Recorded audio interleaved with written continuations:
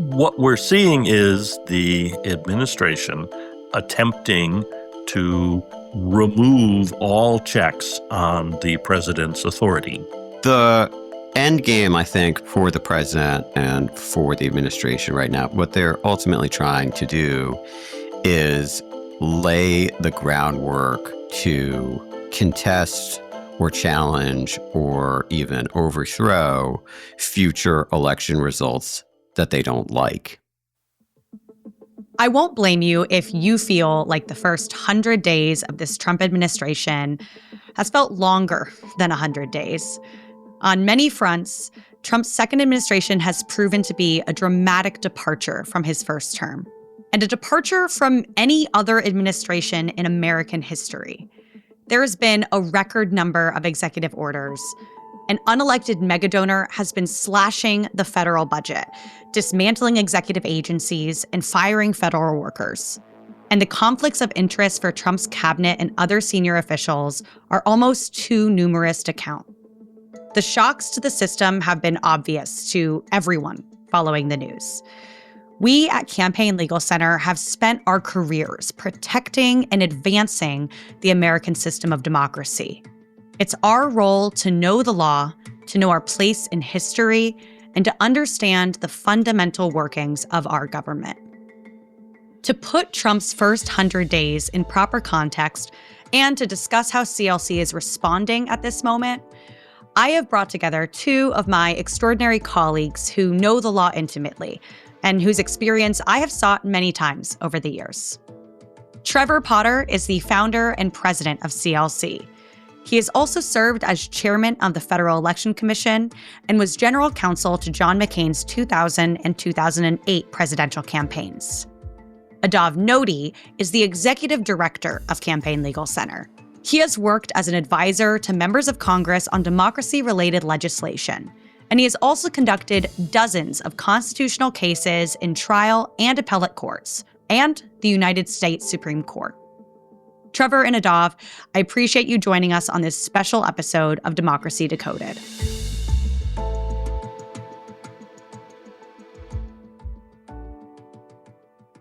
One of the first orders of business for a president in their first 100 days is to nominate and fill a cabinet and make appointments to other high-level political positions. What are your takeaways about Trump's new cabinet? It has been an extraordinary process of partisan ramming through in Congress of his nominees. We have people in the cabinet who I think it's safe to say anyone would agree would not have been confirmed in any other administration. Issues with personal behavior, issues with having no background or knowledge at all of the subject that they're supposed to be in charge of. So we saw nominees pushed through in a rush on a party line vote with very little background checking. So that's the first thing. The second is that many of these nominees have significant conflicts of interest. They have been deeply involved in the industries that they regulate, and now they're in charge of regulating industries in which, in many cases, they still have a financial interest. Adav, what about you? There are the issues with the cabinet that Trevor flagged, but even beyond that, there are all sorts of people exercising power right now, almost on a cabinet level, or what you would expect to be a cabinet level, who have no government position at all. Elon Musk being the prime example of this. So in addition to everything Trevor mentioned, you also have this sort of de facto shadow government that wasn't even ran through Congress. Congress had no say whatsoever, and those folks are exercising enormous power. Let's get a little bit more into that. Adav, as you have properly identified, Elon Musk is not in the presidential cabinet, but he has unprecedented amounts of decision-making power for a single person without, as you said, a formal role in the administration. And his U.S. Doge service is wielding tremendous influence in the federal government. What do you have to say about that? So first, the whole story of how this came to be is extremely troubling, how Musk came to wield this power in the government. We've had on the laws for generations in this country a limit on how much any one person can give to a candidate for office to prevent very wealthy people from buying undue influence over elected officials. So that limit is about $5,000. That's the most that anybody can give to somebody who's running for federal office. Elon Musk spent $288 million in support of the Trump campaign in 2024. Problem number one right there is that the laws have been weakened and unenforced to such an extent that the limits that are supposed to prevent very wealthy people from buying influence are ineffective. So then we have, in the case of Musk, the worst case scenario actually coming to pass, which is a very wealthy person spending gobs and gobs of money to get somebody into office, and then that candidate, that office holder, upon winning, rewarding their largest financial supporter with governmental power, with the power to make governmental decisions that affect himself. And so you have Elon Musk, who runs a number of highly regulated businesses, effectively overseeing the agencies that regulate his business, and that presents opportunities for corruption on a massive scale. And it all comes about through a level of campaign spending that really shouldn't have been allowed in the first place. Trevor, do you have any additional thoughts about Musk and the U.S. Doge service? I think, flagrant violation here of the Constitution, of the structure of American government. We are supposed to have a system of what's called checks and balances, which means one person doesn't run the government. And part of that is the constitutional requirement that principal officers of the executive branch, people who are going to be enforcing laws and making policy, must be confirmed by Congress. And when the founders laid out the executive branch, all they were aware of was the possibility that there would be a few cabinet officers, so secretaries of state and treasury and so forth, and they must be nominated by the president and confirmed by the Senate. But that extends to other principal officers of the executive branch. So the structure was that anyone in a senior position in the government would have to be approved by the Senate to make sure they were qualified for it and reportable to Congress. So here you have somebody to whom many of the principal functions of the federal government have been turned over, who is exercising unimaginable power in violation of other provisions of the Constitution that require congressional control over spending. And they've never been before the Senate. They've never had a hearing over what they're proposing to do. They haven't been confirmed. So you have this serious constitutional problem. Then you have the reality, as Adav has explained, that this is someone who exceeds any imaginable boundary of campaign finance laws. You go back to why we have these laws, which was the Nixon re-election campaign in 1972, and what was then the scandal that one person gave $1 million to Nixon. And so the question was, what in the world is he buying for that vast sum? So here you have someone routinely described as the wealthiest person in the world, spending the most money that has ever been spent by an outside individual on a presidential campaign, and contrary to the basic Supreme Court judicial theory, doing so in close coordination with the campaign. The theory the court had that even allowed large independent spending is that it was independent, that it couldn't talk to the candidate or the party, and it might or may not be helpful if they didn't know the party's strategy. And yet, for a variety of reasons here, Musk was able to actually coordinate this activity with the Trump campaign in key states as he put together a essentially private political party.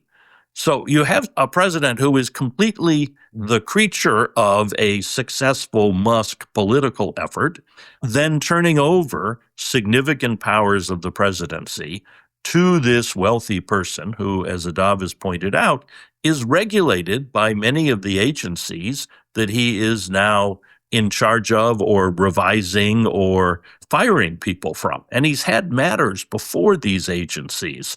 He's had fights with these agencies. They've been investigating some of his companies, and he suddenly is now more powerful than the cabinet members who are running those agencies.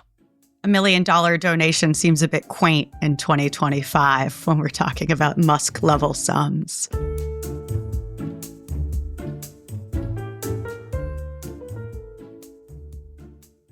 Changing directions, let's talk about executive orders. It's obviously not unusual for presidents to issue executive orders soon after they take office, but the Trump administration has taken this tactic to a whole new level. What executive orders did we see in the first 100 days that touched on CLC's issue areas?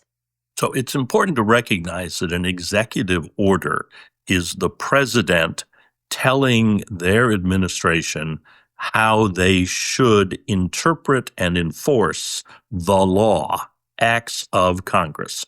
The executive order, which doesn't exist in the Constitution, is simply an internal directive, but it can't create new law or change rules. There are procedures for that involve Congress in almost every case. So it is supposed to be an internal directive. The president has been using these as if he were a king or emperor and could simply announce what the new law was going to be.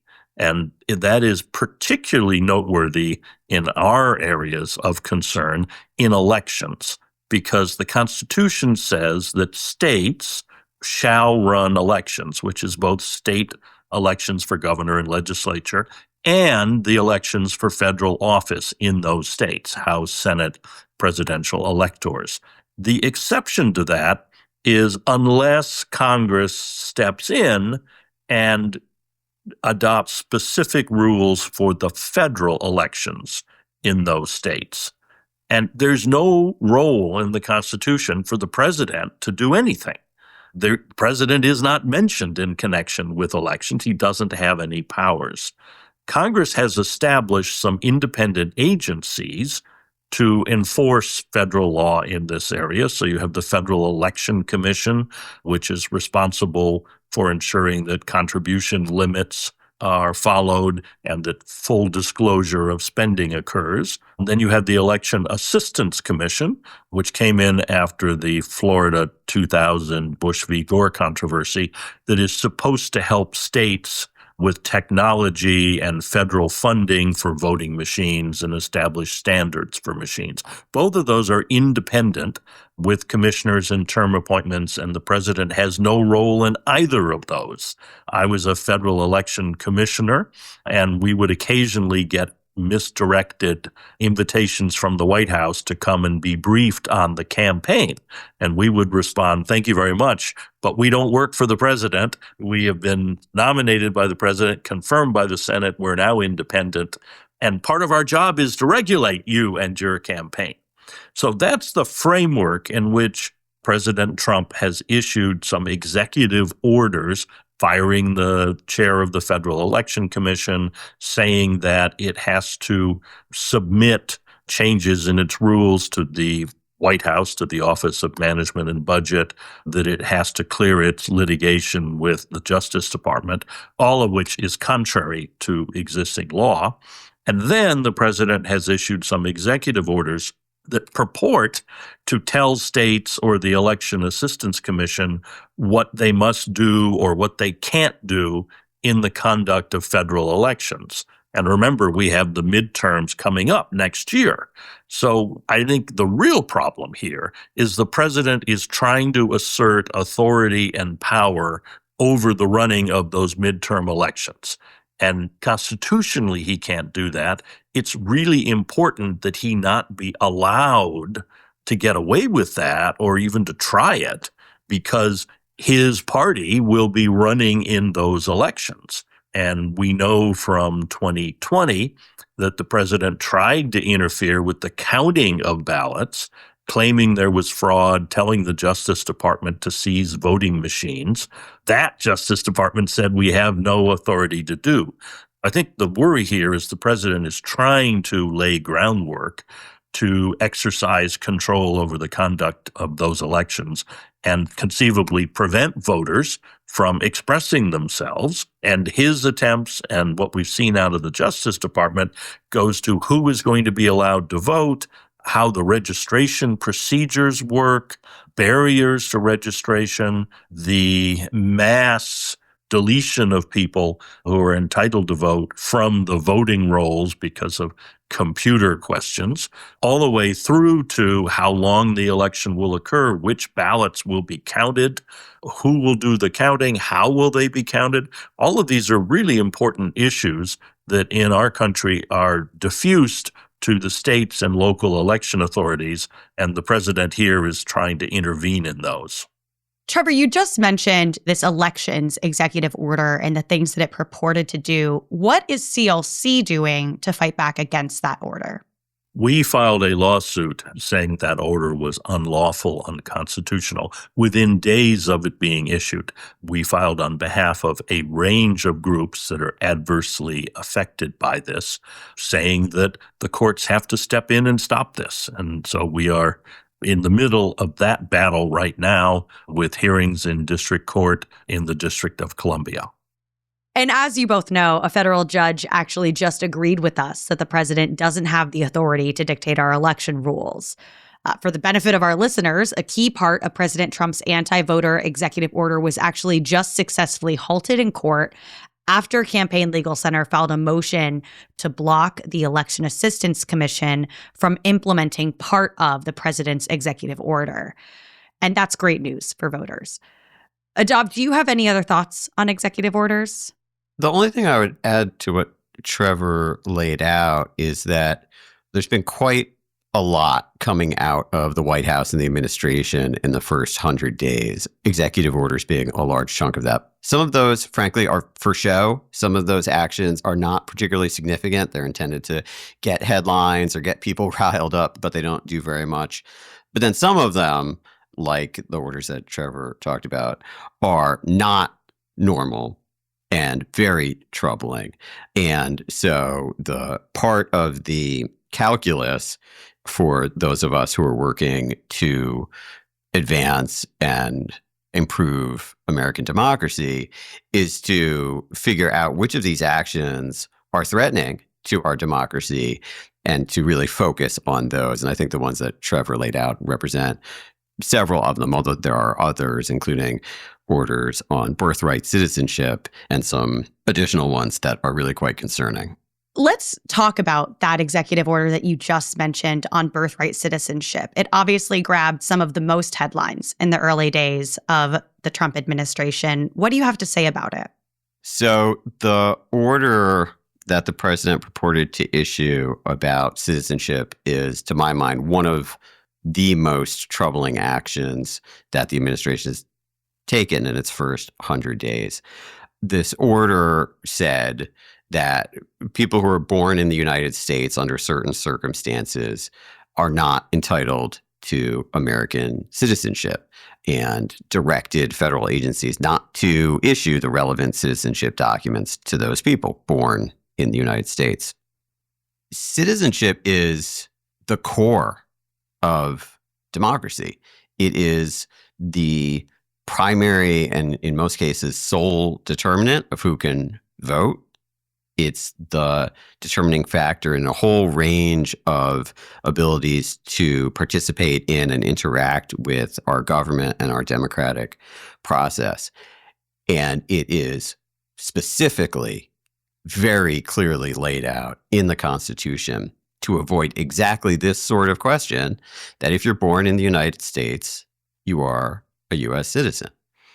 For the president of the United States to say, no, I am going to unilaterally deny citizenship to certain people born in the country is incredibly troubling, both as a matter of abiding by the law, abiding by the Constitution, and also because of what it means for democratic participation. If the president has the right to decide who is and who is not a citizen, then the president can decide who can and can't vote, or who can and can't otherwise engage with the government. And that is a very dangerous situation for the president to be able to determine that. Litigation was filed immediately challenging the citizenship executive order. That litigation has to this point been successful, and the order is not in effect. We, Campaign Legal Center, are helping out, just making sure the courts are aware of the ways in which this order intersects with democracy issues. But ultimately, the Supreme Court is going to decide the issue. They're going to hear argument in May on that question and probably decide within the next 2 months or so after that. I think even this Supreme Court is going to be pretty hesitant to endorse what the president has done here. What you said reminded me of my world of redistricting, where with gerrymandering, we often use the phrase, voters should pick their politicians, not the other way around. And this takes that to a whole nother truly disturbing level. So I hold that hope for the Supreme Court as well. Earlier, Trevor got a bit into how the administration, through executive orders, has attacked some specific independent agencies, namely the EAC and the FEC. Has the Trump administration tried to interfere with other independent agencies as well? What we're seeing is the administration attempting to remove all checks on the president's authority. Congress established some of these independent agencies for the express purpose of regulating conduct by the executive branch. So the Merit Systems Protection Board, for instance, which the president has fired members of, is there for the purpose of ensuring that regular government employees follow the law and that the entire system of nonpartisan employees is properly administered. And the check is on senior executive branch officials who might want to politicize the nonpartisan civil service. So it's important that board be there to ensure that the civil service is administered as Congress has laid it out in the law, a law that's been in effect now for over 100 years. We're seeing the result of removing all of these guardrails and ways to check the president's authority, destroying the independence of IGs, inspector generals, in departments across the government. There's a law that says the president can't fire them without cause and has to notify Congress of what that cause is. The president came in and fired many of them without any notice to Congress at all. And so now, if there is an ethics complaint involving a cabinet member or senior member of the administration that would normally go to the inspector generals, those are going to be either empty or people Trump has temporarily appointed and who are directly beholden to him without any sort of congressional confirmation.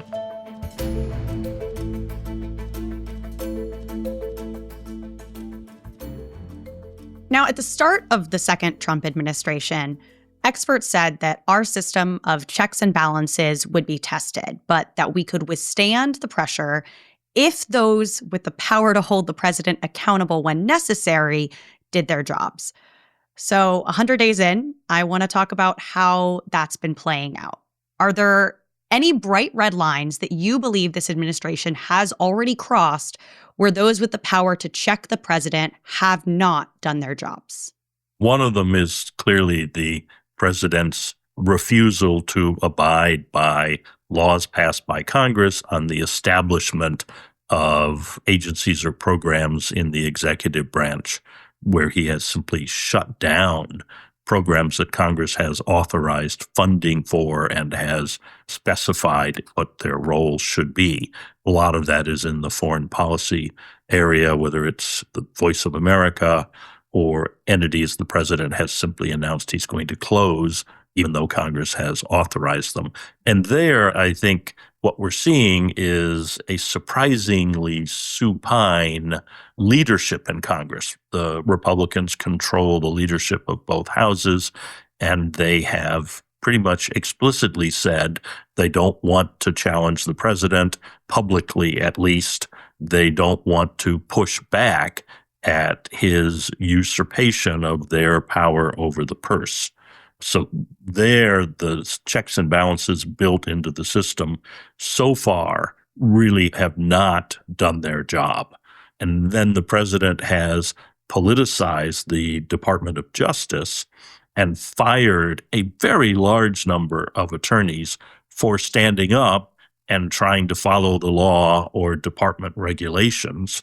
President recently issued a statement requiring the Department of Justice to investigate two officials from the first Trump administration for the crime, as he called it, or the treasonous activity, as he called it, of criticizing the president, of talking about why they felt what he had done in the first administration was wrong or incompetent, or in one case, for saying that the 2020 election was not actually stolen, but there was no sign of fraud in that election.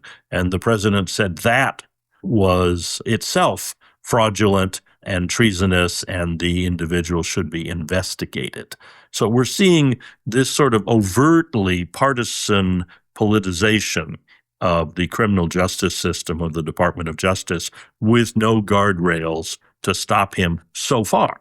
Now, of course, those individuals will fight the president in court, say that this is illegal, and they may well win those cases down the road, but they're going to have to defend themselves against acts that should never have occurred. I'll add one more example. It's not from the democracy field, but it's really glaring. TikTok. Congress passed a law last year requiring TikTok to be sold. It was incredibly hotly debated. It was all anybody talked about for weeks.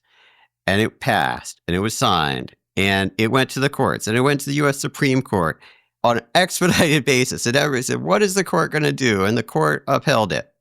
And President Trump came into power and said, no, I don't care. I'm not going to enforce it.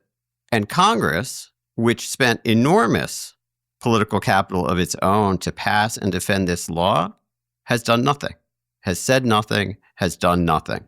There are many examples, as Trevor went through, but it's one of the most glaring where the checks in the system, having another branch of government like Congress and like the courts, really mean nothing to this administration. And I would note that the presidential oath of office taken on Inauguration Day is to ensure that the laws are faithfully executed. That's the president's job. That's why it's the executive branch. They are executing the laws as passed under the Constitution. And the law that I've just mentioned, the TikTok one, is a prime example of the president ignoring that constitutional duty. That's also a good reason why all of these things are democracy issues. Even if it's not a law about democracy, it's about the functioning of our democracy and relying on the branches of government to do their roles. We've put a lot of faith in the courts to protect the Constitution and the rule of law, especially, as we just discussed, when Congress is neglecting to do their role as part of the systems of checks and balances. How has the independent judiciary functioned so far in the Trump administration this time around? I would say so far, so good. The federal judges all across the country, judges appointed by President Trump, appointed by other presidents, have really been doing admirable work in scrutinizing the legality and the constitutionality of the administration's actions, and when appropriate, issuing orders requiring the administration to conform to the laws and the Constitution. There have been some cases where the administration's compliance with those orders has been less than 100%, let's say. But even in those cases, the judges and the courts have been playing their role quite well in independently and neutrally assessing what the administration is doing. And in some of those cases, the administration is prevailing. And in some, organizations like us and like our allies are obtaining court orders, finding that the president has acted illegally and mandating changes. And in those situations, by and large, the orders have been carried out and are being carried out, and the unlawful actions are being stopped. Now, a lot of these cases are going to end up at the U.S. Supreme Court. Not all of them, but many of them. And the current Supreme Court is politically very closely aligned with the president and the administration. So there are going to be some cases where the Supreme Court has a political leaning that may lead to legal results that are not what we would necessarily like to see from a legal perspective. But when it comes to the core question of compliance with the law, compliance with the Constitution, compliance with court orders, all courts, including the Supreme Court so far, have been performing admirably. And I expect that the Supreme Court will continue to play its role as an independent branch of government, interpreting the law and directing the president and the administration to conform to it. Are there any other aspects of our justice system and judicial system that are facing pressure under Trump 2.0? Yeah, one of the more troubling things that the president and the administration have done in the first 100 days is try to manipulate judicial and legal outcomes, not through the proper way of trying to win court cases, which is to make arguments to judges, but to threaten and intimidate and harass the judges and even the lawyers in these cases or in prior cases involving the administration. And so what we've seen is the president, by name, singling out law firms and judges and calling them corrupt and calling them crooked and demanding that they be investigated. And some of the president's allies, including Elon Musk, demanding impeachment of judges, all of which is really unprecedented in modern American history and is an obvious attempt to bully lawyers and judges into letting the administration do whatever it wants and consolidating its power. So far, the courts have recognized those efforts for what they are. I don't think there's been a single case where any judge appears to have been swayed or successfully intimidated by the administration. And many of the lawyers and law firms that the president has targeted are fighting back successfully. Some, to my mind, very unfortunately, have decided not to contest what the president has done to them, even though it's obviously illegal, and they've decided that for their own sort of financial interests that they would cut deals with the president. And that's really, really disappointing. I say as a lawyer and as somebody who cares about the rule of law in this country, to see some of the most prominent lawyers in the nation bend in the face of an obvious threat to the rule of law and everything they've devoted their careers to is really disappointing. But most have not done that. Most have stood up for law, for justice. And so far, the courts have recognized the illegality of the president's attempt to take on and bully these lawyers and have stopped the administration's actions in that respect.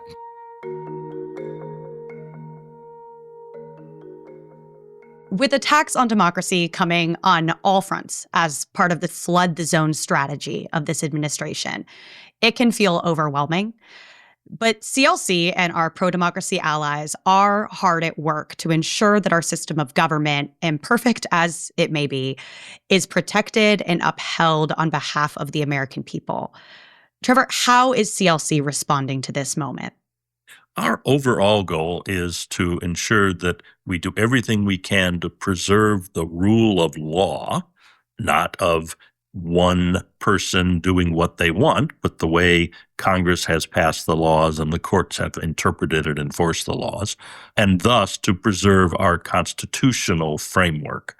the separation of powers, the checks and balances, the role of Congress and the judiciary as co-equal branches of government. Our immediate reaction, the way we have fought for the rule of law, is to file lawsuits and get these issues into the courts where we think the law has been broken. So we have filed 2 major suits in the last weeks, one saying that the actions of the U.S. DOJ service violate their powers, that the office in the White House established by previous administrations to do technology work does not have the power to go into cabinet agencies, change budgets, fire people, all the things they've been doing. And then a lawsuit opposing the president's executive order on voting and elections. So that's one way in which we have been immediately pushing back to protect the rule of law. And then on the ethics side, on the anti-corruption side, we've been looking at the massive possibilities here of grift, of enriching the president's family, or the unethical behavior of senior officials in their administration, in cabinet offices, or Elon Musk. So we've been documenting conflicts of interest. We filed ethics complaints about Elon Musk intervening with the Federal Aviation Administration, the FAA, where he has business before that agency, the Commerce Secretary intervening to push up value of Musk's Tesla stock. There are anti-corruption guardrails across the government that are being dismantled by this administration, and we have been publicizing that and, where we can, pushing back on it. Adav, can you speak a little bit to how CLC is responding in this moment? Sure. So the end game, I think, for the president and for the administration right now, what they're ultimately trying to do is lay the groundwork to contest or challenge or even overthrow future election results that they don't like. And they're trying to do that by restricting voting access on the front end and also by controlling the levers of election administration on the back end and the vote counting process and things like that. The counter to those efforts is to ensure that the elections, particularly the federal elections in 2026 and 2028, are free and fair and secure, and that voters have the ability to register, the ability to cast those votes, and that those votes are counted. The way to do that is a mix of taking on the administration's efforts to control the election system, as we've talked about in the context of executive orders and other things today, and also to work in states all across the country, because states really control their own election processes, despite what the administration is trying to do, and to strengthen and secure those processes. And we've been doing that for many years with some significant success at states all around the country in terms of making their systems more accessible and safer and more secure, and putting in place really good procedures for vote verification, vote counting, that ensure that all legal votes are counted and that the opportunities to overthrow an election by throwing out ballots here and there to try to change a result is not going to succeed. So that sort of overthrow was attempted in 2020. It didn't work. It's been attempted not in a presidential election, but in other elections since 2020, and it has not worked in any of them. And so I'm pretty confident that what we're doing to both push back against the federal overreach and strengthen at the same time the state processes is going to result in free and fair elections in 2026 and 2028. And the voters can use those elections to express their views on the candidates before them. There's no way around it. This administration will be an extraordinary test of the American system of democracy. But other presidents and other courts and other lawmakers have faced each other down during the nearly 250 years of our democracy. And up until this point, the country has survived. The checks and balances have held. The safeguards that generations of Americans have built into the system have indeed kept our country intact. Yet our system has plenty of weaknesses.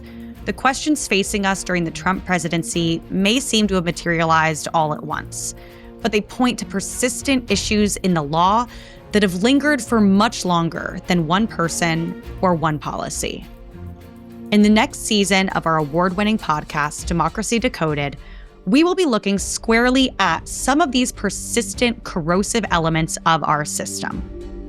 Starting in September, we will examine several critical factors, including money in politics, corruption, gerrymandering, and efforts to restrict the freedom to vote that threaten the future of our country. With the help of an exciting slate of distinguished guests, we will explain these intrinsic threats, and we'll also point the way to solutions, as well as steps that you, the listener, can take to advance democracy. Our goal is to empower you to do what we endeavor to do, hold our government accountable, and ensure everyone can participate fully in our democracy. Campaign Legal Center is a nonpartisan legal organization dedicated to solving the wide range of challenges facing American democracy. We fight for every American's freedom to vote and participate meaningfully in the democratic process, particularly Americans who have faced political barriers because of race, ethnicity, or economic status. And right now, during this pivotal moment for our country, it is critical that CLC has the support it needs to continue to fight on behalf of the American people. Your tax-deductible donation can directly fund our efforts to do just that. If you would like to support our work, just go to campaignlegal.org and click on the donate button. Special thanks to our guests, Trevor Potter and Adav Noti, for joining us today. I'm your host, Simone Leeper. This season of Democracy Decoded is produced by Jar Audio for Campaign Legal Center. Leading the production for CLC are Casey Atkins, Multimedia Manager, Manal Haddad, Senior Manager for Strategic Communications and Marketing, and Madeline Greenberg, Communications Associate. This podcast was produced by Sam Eifling and Ebian Abdigir, edited and mixed by Luke Badio. Democracy Decoded is a member of the Democracy Group, a network of podcasts dedicated to engaging in civil discourse, inspiring civic engagement, and exploring the future of our democracy. You can learn more at democracygroup.org.